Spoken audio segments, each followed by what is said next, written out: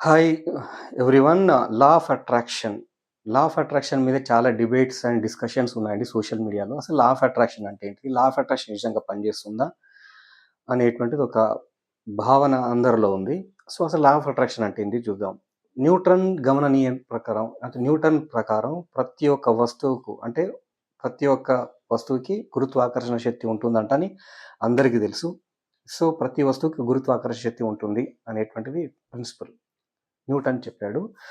అయితే మన ఆలోచనలు గూడా 100% ఒక ఆకర్షణ అనేటువంటిది ఉంటుంది. దీన్ని మనం ఆకర్షణ సిద్ధాంతం అని చెప్పుకుంటాం.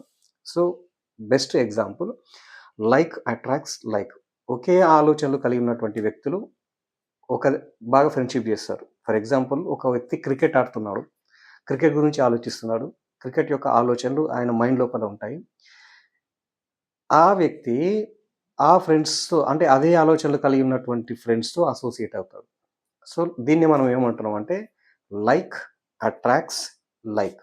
అంతే కాకుండా లా ఆఫ్ అట్రాక్షన్‌లో నువ్వు ఏదైతే నమ్ముతావో అది నీకు దొరుకుతుంది అనేటువంటిది ఇంకొక ప్రిన్సిపల్. సో, విశ్వం ఇస్తుంది అనేటువంటిది అంటారు ఇక్కడ.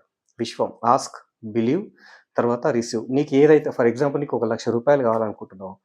రూ. 1,00,000 కావాలి అనుకుంటే నువ్వు ఆస్క్ అడుగు, క్లారిటీగా అడుగు. ఎంత కావాలి అనేటువంటిది ఒక క్లారిటీగా అడుగు. ఎవరికి అడుగుతావంటే విశ్వానికి అడుగు అనేటువంటిది ఒక ప్రిన్సిపల్ ఇక్కడ. తర్వాత నమ్ము, అది కంపల్సరీ నీకు వస్తుంది అనేటువంటి నమ్ము.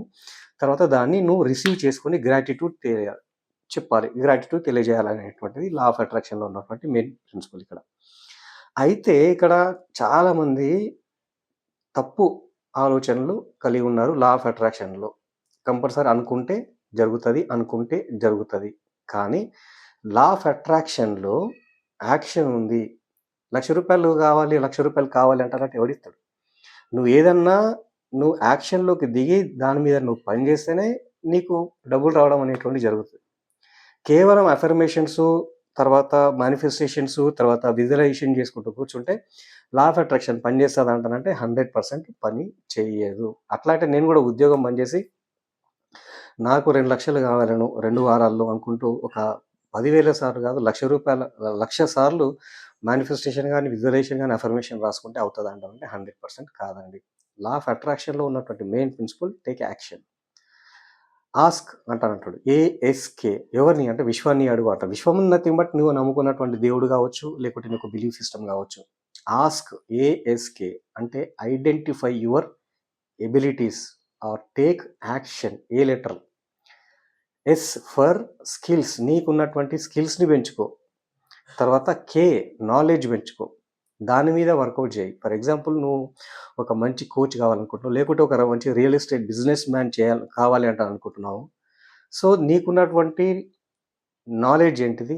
నీకున్నటువంటి స్కిల్స్ ఏంటి? నీకున్నటువంటి ఎబిలిటీస్ దాని మీద నువ్వు ఫోకస్ చేసి ఒక కన్సిస్టెన్సీగా పనిచేస్తూ ఉంటే 100% సక్సెస్ కావడం అనేటువంటిది జరుగుతుంది. ఇది లా ఆఫ్ అట్రాక్షన్‌లో ఉన్నటువంటి మెయిన్ ప్రిన్సిపల్. కేవలము అఫర్మేషన్స్ అనేటువంటిది, తర్వాత అఫర్మేషన్స్ రాసుకొని, విజువలైజేషన్ చేసుకొని, తర్వాత మేనిఫెస్టేషన్ చేసుకుంటే డబ్బులు రావు.